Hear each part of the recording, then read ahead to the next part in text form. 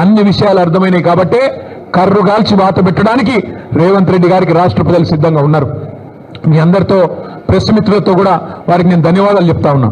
Press club మా శ్రీనివాస్ గౌడ్ సాబ్ phone చేసి ఇట్లా చర్చ ఉన్నది, మరి మాకు అవకాశం ఇవ్వండి అంటే వెంటనే వారు అవకాశం ఇచ్చినందుకు వారికి కూడా ధన్యవాదాలు.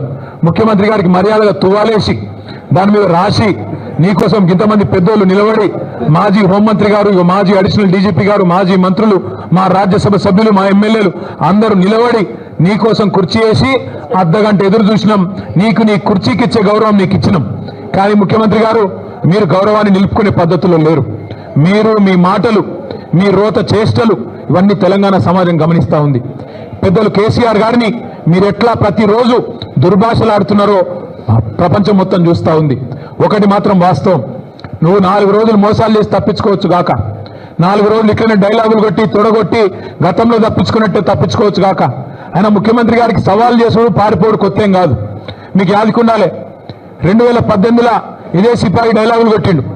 కొడంగల్లో నేను ఓడిపోతే రాజకీయ సన్యాసం చేస్తా అన్నాడు. 2018లో ఓడిపోయిండు మా పట్నం నరేందర్ రెడ్డి గారి చేతిలో. ఓడిపోయిన తెల్లారో మర్నాడో సిగ్గు తప్పి మాట తప్పి మళ్ళీ పార్లమెంట్ ఎన్నికల్లో తగుదునమ్మా అని మళ్ళా నిలబడ్డాడు.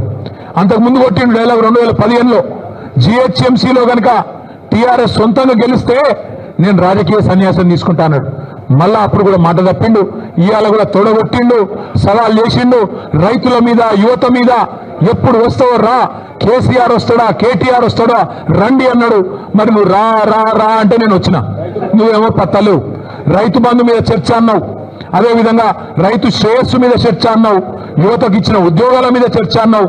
అన్నిటికీ మేము సిద్ధంగానే ఉన్నాం. రేవంత్ రెడ్డి గారికి మళ్ళొక మాట చెప్తా ఉన్నాను, నువ్వు ముఖ్యమంత్రివి, నేను ఒప్పుకుంటా. నువ్వు నాకంటే ఎక్కువ బిజీగా ఉంటావు, నీకు నాకంటే ఎక్కువ పని ఉంటుంది, నేను ఒప్పుకుంటా. అందుకే మళ్ళొకసారి చెప్తా ఉన్నా ముఖ్యమంత్రి గారు, ప్లేస్ మీరే డిసైడ్ చేయండి, టైం మీరే డిసైడ్ చేయండి. ఆఖరికి నీ జూబ్లీ హిల్స్ ప్యాలెస్కు రమ్మంటే కూడా తప్పకుండా వస్తాం. కానీ మీరు ఏ అంశం మీద చర్చ పెట్టినా మేము సిద్ధంగా ఉన్నాం. కేసీఆర్ తయారు చేసిన గులాబీ దండు, గులాబీ సైనికులం సిద్ధంగా ఉన్నాం. మాట్లాడుతూ ముఖ్యమంత్రి ఆయన మంత్రులు కొత్త పదం నేర్చుకున్నారు. మేము కేసీఆర్ను రమ్మన్నాం. అరే నీకు నేను ఒకటే అడుగుతున్నా ముఖ్యమంత్రి, మా పిల్లలు సోషల్ మీడియాలో పోస్టు పెడితేనే గడగడలాడుతున్నావు, నీకు కేసీఆర్ కావన్నా? చిన్న పిల్లలు, కాలేజీలో చదువుకునే పిల్లలు చిన్న పోస్టులు పెడితే దానికే గడగడలాడుకుంటే వాళ్ళని తీసుకుపోయి జైల్లో పెడుతున్నావు, నీకు కేసీఆర్ కావన్నా? నీ లెవెల్కు మేము చాలు, నీ లెవెల్కు మేము సమాధానం చెప్పే సత్తా కేసీఆర్ తయారు చేసిన ఇంతమంది సైనికులకు మాకు ఎవ్వరితోని, నువ్వు నన్నే కాదు, మా ఎమ్మెల్సీలు, మా ఎమ్మెల్యేలు, మా ఎంపీలు, మా మాజీ ఎమ్మెల్యేలు, మాజీ ఎంపీలు, సీనియర్లు, మా పార్టీలో ఏ నాయకుడైనా నీకు సరిపోతుంది నిజానికి. కానీ నువ్వు ముచ్చటపడుతున్నావు, పేరు తీసుకున్నావని నేను వచ్చినా, మళ్ళా నువ్వు ఎప్పుడు పిలిచినా వస్తా. లేదా నీకు చర్చ చేసే ధైర్యం లేదు, స్పీకర్ గారిని అడ్డం పెట్టుకొని మైక్ కట్ చేసుకుంటా అసెంబ్లీనే టైంపాస్ చేస్తా అంటే అది కూడా ప్రజలు చూస్తూ ఉన్నారు. నీకు నిజంగానే నిజాయితీ ఉంటే, నిబద్ధత ఉంటే చర్చకు రా, లేకపోతే ముక్కు నేలకు గీసి కేసీఆర్కు క్షమాపణ చెప్పు.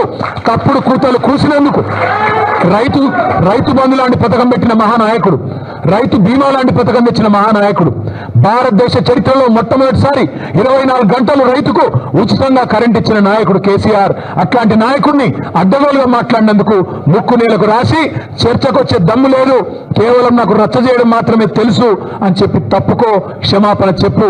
అంతేగాని ఇట్లాంటి పనికిమాలిన డైలాగులు, పనికిమాలిన సవాళ్లు మరొకసారి విసిరొద్దు. విసిరితే మాట మీద నిలబడు అని మళ్ళొకసారి విజ్ఞప్తి చేస్తూ, ఈరోజు పెద్ద ఎత్తున కదిలి వచ్చిన మా ఆడబిడ్డలు, మా అన్నదమ్ముళ్ళు పేరు పేరున అందరికీ నమస్కారాలు. చివరిగా ఇంగ్లీష్ మీడియా, హిందీ మీడియా కూడా ఉన్నది, వారి కోసం ఒక 2 మాటలు. हमारे यहाँ के तेलंगाना राज्य के मुख्यमंत्री रेवंत रेड्डी, जिन्होंने 420 वादे तेलंगाना की जनता से करके जीत के गद्दी पे बैठ गए, जिस दिन से जीते, जिस दिन से उनको जीत मिली, जब से वो मुख्यमंत्री बने आज तक एक भी वादा ढंग से अमल नहीं कर रहे। उसके ऊपर आज रेवंत रेड्डी ने हमको ललकारा, हमको चैलेंज किया, या तो केसीआर आए, आपके पार्टी से चाहे केसीआर को बुला लीजिए या केटीआर को बुला लीजिए, मैं चर्चा करने के लिए तैयार हूं कि किसानों के लिए किसने क्या किया, तेलंगाना की युवा के लिए 10 साल में आपने क्या किया, 18 महीने में हमने क्या किया, इस बात पे चर्चा करने के लिए हम तैयार है करके रेवंत रेड्डी जी ने हमको सवाल किया, सवाल को हमने स्वीकारा और आज प्रेस क्लब में हमारे प्रेस भाई और बहनों के सामने यहाँ पे हमने इंतजार किया आधा घंटा। मुख्यमंत्री जी को एक अच्छी तरह से यहाँ पे उनके लिए कुर्सी भी सजा के यहाँ पे हमने रखा, उनका इंतजार भी किया। बट लगता है रेवंत जी को सवाल करना आता है, जवाब सुनने का उनको कोई पेशेंस नहीं है, उनमें कोई सब्र नहीं है। भाइयों, मैं आपसे इतना ही कहूंगा कि ये 420 वादा करने वाली जो कांग्रेस गवर्नमेंट है, इनकी पूरी तरह से इनकी जो रवैया है, इनकी जो सोच है, इनकी जो ढोंग है, ये सब हमारी तेलंगाना की जनता जान चुकी है। राहुल गांधी, मल्लिकार्जुन खड़गे साहब जो पॉलिटिकल टूरिस्ट बन के आए, यहाँ पे SC ST declaration, BC declaration, Telangana youth declaration, 2 lakh युवाओं को रोजगार, ये सब वादा किया। ये तेलंगाना की समाज आज हर चीज नोट कर रही है। आज मुख्यमंत्री के लिए हमने इंतजार किया, वो आए नहीं। हम तो तैयार हैं, आगे भी मुख्यमंत्री अगर प्लेस तय करेंगे, डेट तय करेंगे, जहां भी वो बुलाएंगे हम तैयार रहेंगे, हम आएंगे। और साथ ही साथ आखिरी में मैं इतना ही कहूंगा कि कांग्रेस पार्टी की गद्दारी, कांग्रेस पार्टी की जो फरेब आज तेलंगाना की जनता को समझ आ गई। पता नहीं क्यों मोदी जी को नहीं समझ आ रहा है। बार बार आते हैं मोदी जी और अमित शाह जी और कहते तो बातें तो बहुत करते हैं, आके कहते हैं कि रेवंत रेड्डी यहाँ पे तेलंगाना गवर्नमेंट को कांग्रेस पार्टी के लिए ATM बना दिया, पर कोई कार्रवाई नहीं होता, कोई इन्वेस्टिगेशन नहीं होता, ना रेवंत रेड्डी पे, ना उनके मिनिस्टरों पे, ना उनके झूठे वादों पे, ना उनके किस्सों पे। मैं आपको 2 चीज सुनाता हूं। रेवंत रेड्डी ने अपने खुद के साले को 1100 करोड़ का प्रोजेक्ट दे दिया अमृत स्कीम में। उस पे हम गए दिल्ली, शिकायत किए, केंद्र सरकार से रिक्वेस्ट किए कि आप जांच करिए, कोई कुछ नहीं होता। यहां पे आते हैं, कहते हैं कि ये बड़ा वसूली कर रहे हैं, पर कोई कार्रवाई नहीं होता, कोई ईडी नहीं आती, कोई CBI नहीं, कोई IT नहीं। साथ ही साथ यहां पे SLBC टनल टूट जाता है, कोई NDSA नहीं आता। यहां पे वट्टम पंप हाउस डूब जाता है, कोई NDSA नहीं आता। यहां पे पेद्दावागु प्रोजेक्ट बह जाता है, कोई NDSA नहीं आता। इस हद तक कि यहां के तेलंगाना जनता को समझ आ गया कि बीजेपी आज रेवंत रेड्डी को बचाने में लगी है। इसलिए मैं भाइयों में आपसे इतना ही कहना चाहूंगा कि दोनों नेशनल पार्टीज ने तेलंगाना के साथ वादा जो किया उस पे वादा पे नहीं खड़े रहे, चीट किया। इसलिए हम हमेशा तैयार है, हमेशा तेलंगाना की आवाज बन के तैयार रहेंगे, आगे भी ये लड़ाई जारी रखेंगे। మీ అందరూ కూడా మళ్ళొకసారి హృదయపూర్వకంగా పెద్ద ఎత్తున వచ్చినందుకు ధన్యవాదాలు। మా తమ్ముడు ఎర్రోల శ్రీనివాస్ గారు గుర్తు చేస్తా ఉన్నారు, అన్న అశోక్ నగర్ లో రేవంత్ రెడ్డి గారు, రాహుల్ గాంధీ గారు 2 లక్షల ఉద్యోగాలు ఇస్తామని మన యువతకు ప్రామిస్ చేసినారు మొదటి సంవత్సరంలోనే। ఈ రోజు వరకు 6,500 ఉద్యోగాలు కూడా రాష్ట్ర ప్రభుత్వం భర్తీ చేయలేదు। ఆ విషయం గుర్తు చేయండి అని చెప్తా ఉన్నారు। రాష్ట్రంలోని యువతకు ఇవాళ అర్థమైపోయింది, 2 ఉద్యోగాలు సంపాదించుకున్నారు।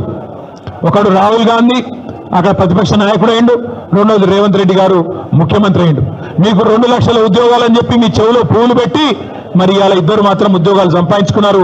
తెలంగాణ యువత ఉద్యోగాల కోసం చెలో సెక్రటేరియట్ అంటే వాళ్ళని మాత్రం తీసుకుపోయి జైళ్లలో పెడతా ఉన్నారు। అందుకే తెలంగాణ యువత, తెలంగాణ విద్యార్థి లోకంతో కూడా మా విజ్ఞప్తి, మా ప్రార్థన, గత 10 ఏళ్ళు ఎట్లుండే మరి ఇప్పుడు ఈ ప్రభుత్వం ఎట్లున్నది మీరే బేరీ చేయండి। ఫీజు రీయింబర్స్మెంట్ వస్తలేదు, ఒక్క మెడికల్ కాలేజ్ కూడా కేసీఆర్ గారు ప్రారంభించిన కాలేజీల్లో కూడా ఇలా సవ్యమైన పర్యవేక్షణ లేక, సవ్యమైన పరిస్థితులు లేక వాటిని కూడా మూతపడేసే పరిస్థితి వచ్చింది। గురుకులాలు నడుస్తలేవు। గురుకులాల్లో ఒకనాడు అద్భుతమైన ఫలితాలు వచ్చేది, అన్నాడు RS ప్రవీణ్ కుమార్ గారు సెక్రటరీగా ఉండి కేసీఆర్ గారి నాయకత్వంలో అద్భుతంగా మనం ముందుకు తీసుకుపోయినాం। మా సబితక్క విద్యాశాఖ మంత్రిగా ఉన్నాడు, బలహీన వర్గాల శాఖ మంత్రిగా కమలాకర్ అన్న ఇంకా ఇతర పెద్దలు ఉన్నప్పుడు బ్రహ్మాండంగా నడుపుకున్నాం। కానీ ఈరోజు అడ్మిషన్లు తగ్గిపోయినాయి, అదేవిధంగా అక్కడి నుంచి ఫలితాలు తగ్గిపోయినాయి। చివరికి పిల్లలకు నాణ్యమైన భోజనం పెట్టలేక కల్తీ భోజనం పెడితే ఇప్పటికి 90 మంది పిల్లలు చనిపోయిన పరిస్థితి గురుకులాల్లో ఉన్న మాట గమనించాలని చెప్పి నేను కోరుతా ఉన్నా। రాష్ట్రంలో అన్ని వ్యవస్థలు అస్తవ్యస్తం చేసినారు।